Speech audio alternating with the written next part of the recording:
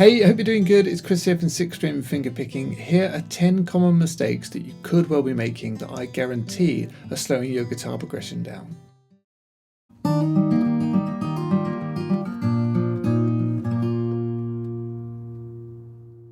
So this first mistake is specifically for finger pickers, but the remaining 9, they're going to apply regardless of what style of music that you play.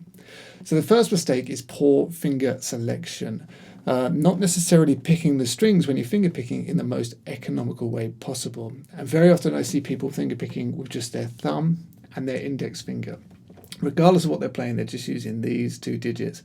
And the vast majority of the time, that's not what you want. You really want to include your second finger and your third finger into the mix, and that's going to allow you to really develop good technique, play with a lot more comfort and ease, and it's going to really help with your speed and allow you to play those finger picking patterns and rolls much faster. If you're guilty of this mistake, don't worry about it. It's very common. Check out the video that I've done on finger selection and it's going to iron out all of those problems for you.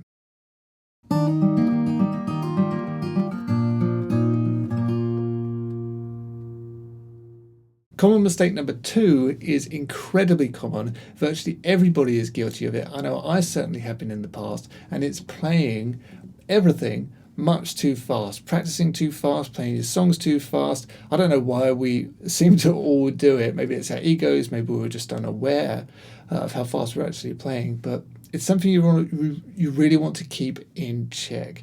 It sounds counterintuitive, but practicing really slowly actually helps you learn much faster than just rushing all the time. And the same thing when you're playing and performing songs, very often you hear people do it much too fast. And to the listener, it just sounds rushed. So if you're learning a song, learn the BPM of that particular song, practice it at that level and try and get comfortable and try not to hurry. Because as I say, to the listener, it just sounds hurried and rushed, and that's not what you want.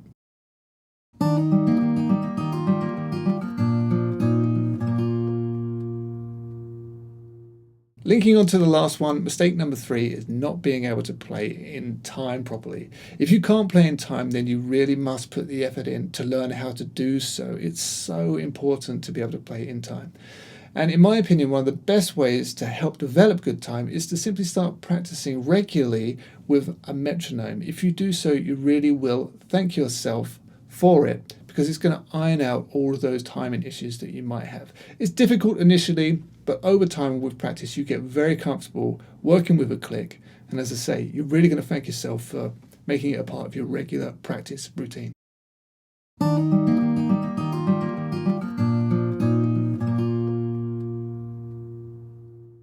All right, so moving on. Now this one is something that some people struggle with more than others. For some people, it's not an issue at any point at all. For other people, they can struggle with it for years. And it's just being too tense.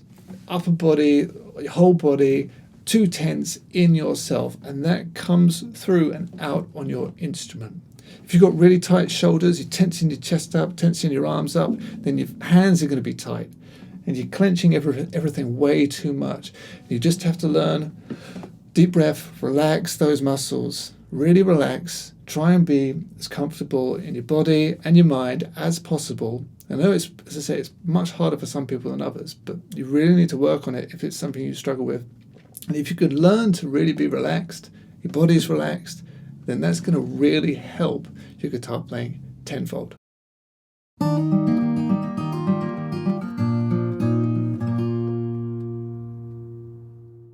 This one links quite nicely on from the last one, and it's to do with your fretting hand, applying too much pressure in your fingers and your hand when you're fretting notes. And I've been guilty of this before, and I've had some injuries from doing it because I just wasn't aware of it. So whenever you fret a note, I encourage you to pick up your guitar right now and just play any random note.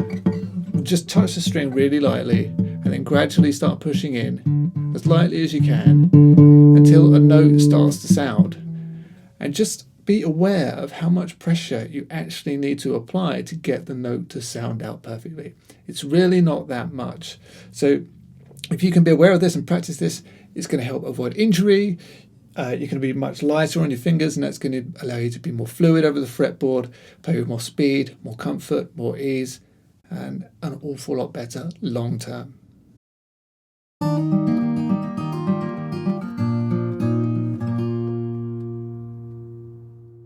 So the next one that I'd like to mention is relying on tabs and sheet music too much. Now, tabs, they're fantastic. You want to learn how to play a song, you get the tab, you learn how to play the song. This is great. Once you get to that point, in my opinion, I think you should get rid of the tab and be able to play the tune completely from memory. This, in my opinion, is the most healthy approach to learning. You're really developing your memory, and that's always a good thing. Sometimes you'll see people, they may have known how to play a song for many, many years, but they can only play it when the music is in front of them. And I just don't think that that's the best place to be when it comes to learning songs. So in my opinion, don't rely on tabs too much. Learn the song, ditch the tabs.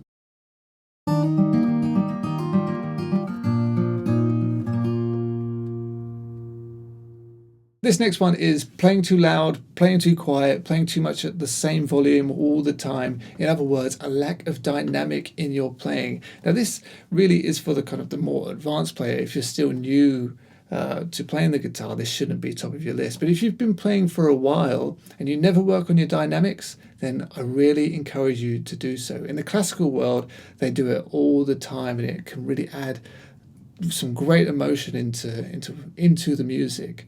So let's say if you've been playing for a while, you never practiced dynamics before, put a lot of time into it, and you'll be amazed at the overall difference in sound of what you're doing. It really does heighten the emotional sense in what you're playing.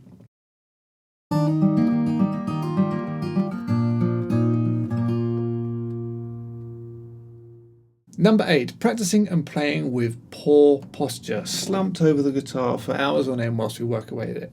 Now, bad posture is becoming more and more prevalent across the globe because we're all staring down at our phones and at computers all day long. And we've got it even more so because we're staring down at our fretboard for hours on end too. So be really conscious of it and try as best you can to play with good posture. Bad posture can lead to all kinds of health problems later on, and you just want to avoid it as best you can.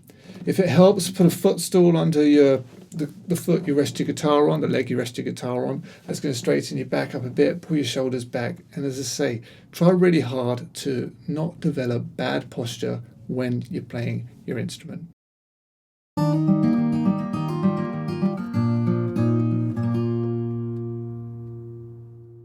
One of the reasons why you may feel as though your guitar playing hasn't improved in recent years is simply because you're not challenging yourself enough in the practice room. Probably you're playing the same things over and over again that you can play inside out, no problem. And if you're doing that, of course you're not getting better. You're not practicing, you're playing, and there's a big difference. And this is a very common mistake. To get better at anything, you need to constantly be challenging yourself in it. So when you're in the practice room, if what you're playing you find difficult and sounds bad, that means you're getting better. If you're in the practice room and everything sounds great, you're playing, you're not practicing. So don't fall into that trap of complacency. Always strive to learn things that are simply a bit too hard for you. Learn those and you'll continue forever to get better at the guitar.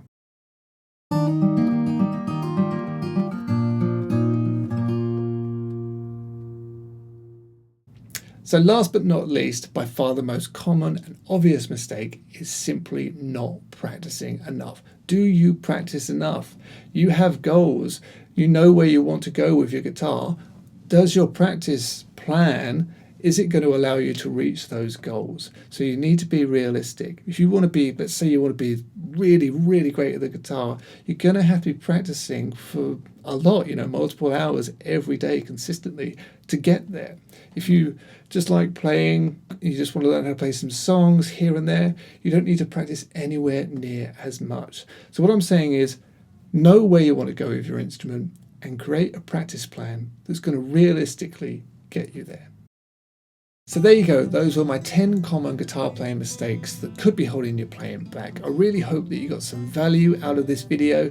If you did, please give it a thumbs up, subscribe to the channel, head over to my website sixstringfingerpicking.com, where I've got loads more fingerstyle guitar lessons and a whole bunch of courses that you can take if you want to. But yeah, really hope you enjoyed the video. Have a fantastic day. I'll see you again. Cheers.